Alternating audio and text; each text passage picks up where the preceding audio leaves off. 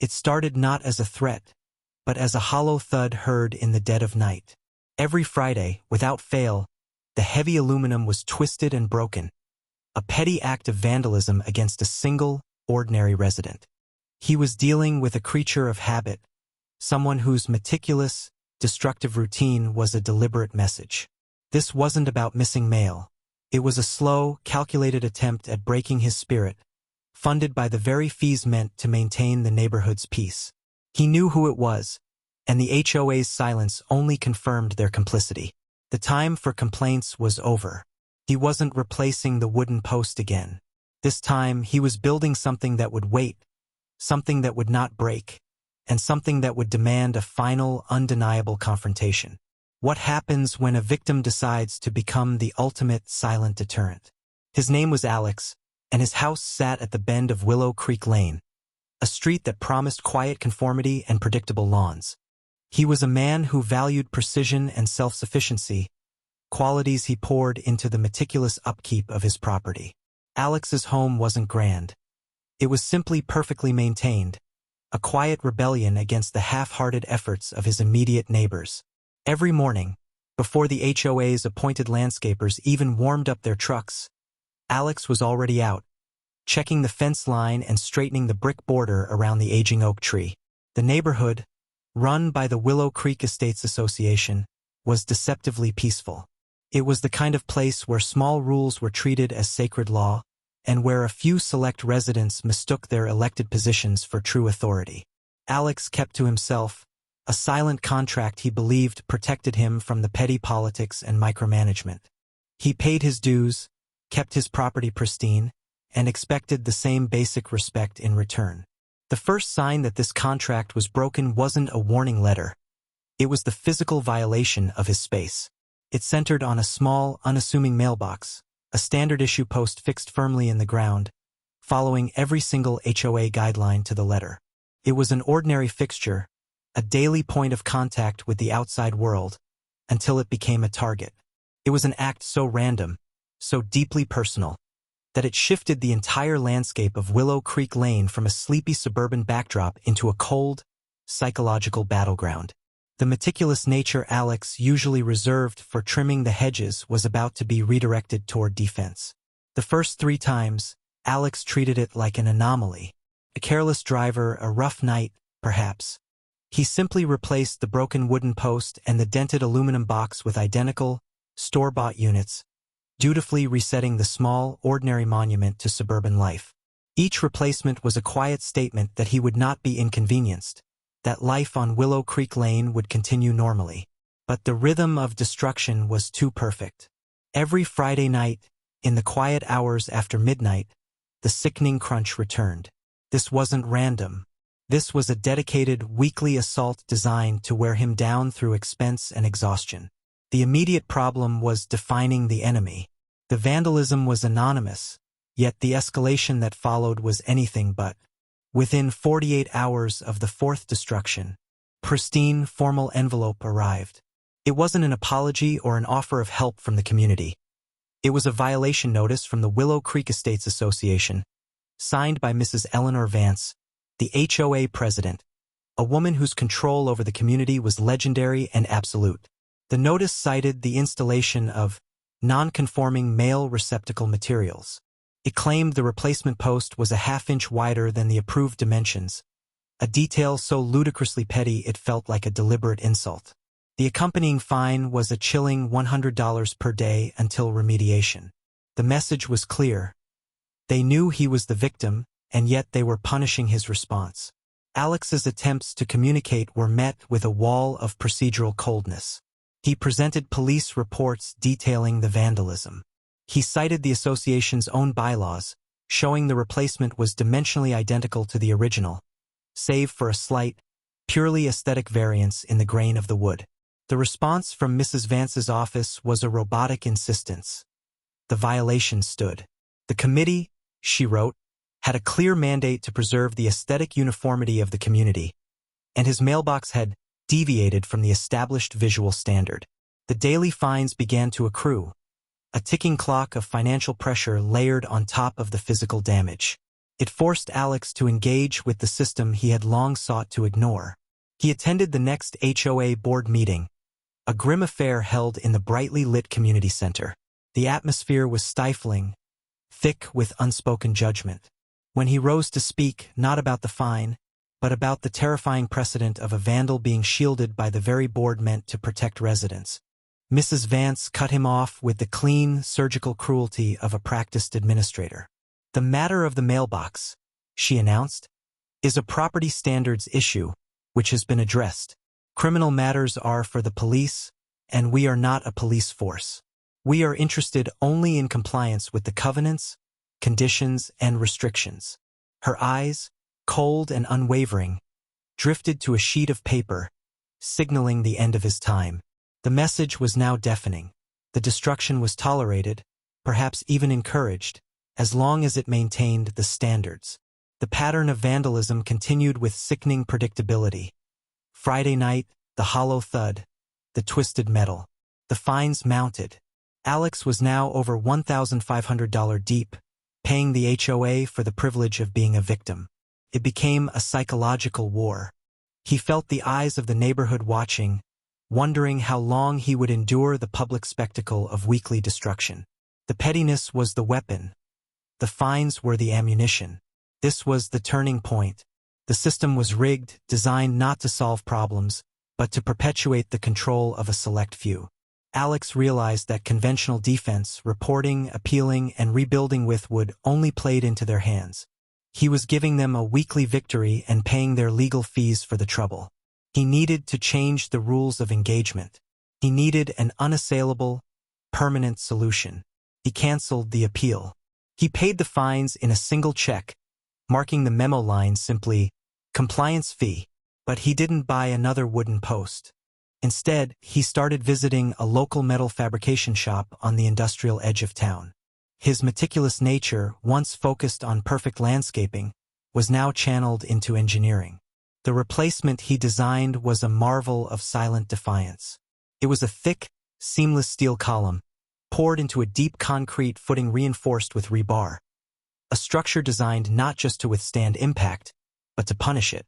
It was painted the exact shade of off-white mandated by the HOA bylaws, matching the visual conformity perfectly. From a distance, it looked like every other mailbox, but up close, it was a fortress, a solid, immovable object waiting patiently for the irresistible force. Installing it under the cover of a rare, heavy rainstorm, Alex felt a sense of calm that had been absent for months. The battleground was set. He had spent his savings, absorbed their fines, and weathered their psychological assault. Now the waiting began. He had complied with every aesthetic rule, but built a structural impossibility. The question was no longer if she would strike again, but what would happen when her momentum met 80 pounds of immovable steel.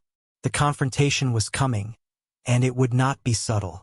The steel mailbox stood like a silent sentinel in the dark, an act of engineering defiance painted in HOA-approved off-white. The entire street seemed to hold its breath on that next Friday night. Alex sat in his living room, the lights off, watching the street through the sheer curtain. He wasn't waiting for a replacement this time. He was waiting for justice, delivered by physics and foresight. The clock ticked past midnight. The air was unnervingly still, heavy with expectation. Then, the silence was violently shattered, not by the dull thud of a simple impact, but by a grotesque, shattering cacophony of metal against metal, followed immediately by the desperate, high-pitched screech of tires and a sound that could only be a scream of shock and sudden pain. Alex was out the door and across the lawn in seconds. The scene was frozen in the stark glow of the streetlights. His steel fortress was completely unmoved, a testament to its subterranean concrete roots. But the impact zone was a disaster. A familiar, dark-colored SUV was stalled on the lawn. The driver's side front fender crumpled and buckled as if it had hit a concrete wall. The mailbox hadn't given an inch. It had absorbed the full kinetic energy of the speeding vehicle and transferred it back instantly. Stumbling out of the driver's seat, clutching her shoulder and staring at the ruin of her vehicle, was Mrs. Eleanor Vance, the HOA president. The sight of her, the architect of his psychological and financial misery, now standing humiliated and injured at the scene of her own malicious crime, was the shock Alex had quietly prepared for but couldn't truly grasp until this moment. She hadn't hired a delinquent. She had been the weakly vandal all along, leveraging her position to weaponize her personal grudge. Her carefully constructed facade of bureaucratic control had just collapsed into a twisted mess of sheet metal and petty spite. The confrontation was silent, but louder than any argument. Mrs. Vance, realizing she was caught, straightened up, trying to regain the icy composure that had dominated the HOA boardroom. She opened her mouth, undoubtedly to launch an immediate, desperate threat or to blame Alex for a non-conforming hazard. But Alex spoke first, his voice low and devoid of anger, just the quiet finality of a man who had won the longest game. "It meets every single aesthetic requirement, Mrs. Vance," he stated, gesturing toward the perfectly painted post. "Standard dimensions, approved color. The covenants say nothing about structural integrity." The sound of approaching sirens, summoned by a panicked neighbor awakened by the crash, sealed her fate. What followed was the complete public dismantling of her power. The police arrived and, faced with a vehicle clearly engaging in an act of vandalism that had resulted in an accident, had no choice but to document the scene. Alex, calm and methodical, immediately presented the extensive file he had prepared.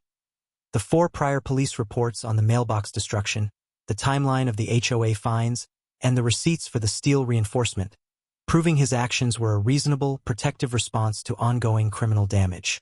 Mrs. Vance's authority evaporated on the spot. Her attempts to flash her HOA ID and demand the officer's leave were met with professional, cold disdain. The spectacle unfolded for the entire street. Neighbors who had previously stayed silent out of fear or apathy began to emerge from their homes, watching the president of their association being questioned not about property standards, but about criminal destruction and reckless endangerment. The physical impact of the climax was immediately followed by the legal bombshell. With the police report confirming Mrs. Vance as the perpetrator of the long-running vandalism, Alex's leverage was absolute. The $1,500 in fines she had unjustly levied against him were not only voided instantly but became clear evidence of her abuse of power. The insurance claim for her wrecked SUV would now be handled against the man she tried to break, a man who had meticulously engineered his own defense. It was the ultimate turning point. The moment the power shifted from the woman who controlled the rulebook to the man who simply obeyed the laws of physics. She had relied on the HOA's vague, toothless rules to harass. He had relied on verifiable, unyielding reality. As the tow truck arrived to drag the ruined symbol of her rage away, Mrs. Vance stood alone on the curb, utterly defeated. Her reign, built on the manipulation of petty rules, had been ended by a single, immovable object. The vindication was a profound, silent wave washing over Alex. The years of HOA tyranny over the neighborhood had culminated not in a heated courtroom battle, but in a simple, decisive car crash that she herself had orchestrated. The question was no longer who was watching, but who would now take the stand against her once her armor of authority had been shattered so completely. The immediate aftermath was characterized by an unnerving, profound silence. The heavy, resonant crash of the previous night had cleared the air of more than just noise. It had shattered the long-standing illusion of Mrs. Vance's untouchability. The dark skid marks across the lawn and the few pieces of plastic shrapnel were all that remained of the night's violence. The steel mailbox stood pristine, gleaming faintly in the morning sun, a quiet, metallic laugh at the expense of tyranny. For Alex, the vindication was less a roaring triumph and more a deep, satisfying quietude. He didn't feel rage or even gloating joy, but the simple, clean clarity of a debt settled by the universe itself. He had fought not with anger, but with compliance and engineering, and in doing so, he had forced the antagonist to deliver her own undoing. The HOA board, now faced with the undeniable reality of a police report detailing their president's criminal acts, entered a state of frantic, terrified self-preservation. The board members, who for years had deferred to Mrs. Vance's judgment, or perhaps her sheer force of personality, now scrambled to distance themselves. Their carefully drafted minutes, once used to rubber stamp her petty dictates, suddenly became the record of her downfall. The official notice of her immediate, involuntary resignation was not based on incompetence or financial malfeasance, but on the simple, shocking fact of her confessed, malicious vandalism. The legal and financial resolution was swift and complete. Armed with the police report, Alex's lawyer didn't need to argue about the half-inch variance in a piece of wood. He simply presented proof of criminal harassment. All outstanding and accrued fines, the $1,500 Alex had paid for the privilege of being victimized, were immediately, humiliatingly refunded. Furthermore, under the principle of restitution, the HOA was forced to concede and approve a settlement covering the full cost of the custom-fabricated steel post and the labor of its concrete installation. The organization was legally compelled to pay for the very monument that ended their leader's reign, an outcome so absurdly just it defied fiction. Mrs. Vance's private financial fallout was equally devastating. Her vehicle's insurance claim was rejected based on the findings that the damage occurred during the commission of a crime. She was left to deal with the significant physical damage to her SUV privately, a perpetual, visible reminder of the night she chose property destruction over property peace. She was no longer the ruler of Willow Creek Lane. She was simply a neighbor with a crippling car repair bill and a destroyed reputation, legally and publicly documented as a vandal. The long-term impact on Willow Creek Lane, however, was the true prize. The neighborhood dynamic shifted palpably. The fear was replaced by a kind of hesitant freedom. The mailbox, once a mere utility, became a local legend, a quiet testament to the fact that resistance, when executed strategically, was possible. Neighbors who had previously avoided eye contact now offered Alex a respectful nod, a subtle acknowledgement of the tyrant slayer. The subsequent HOA election was a quiet revolution. A new board was installed, members who campaigned not on aesthetic uniformity, but on transparency and fairness. They repealed the most ambiguous and petty bylaws, focusing instead on structural community improvements rather than policing the precise shade of beige on a welcome mat. The community learned the hard way that power ceded through silence is often power abused.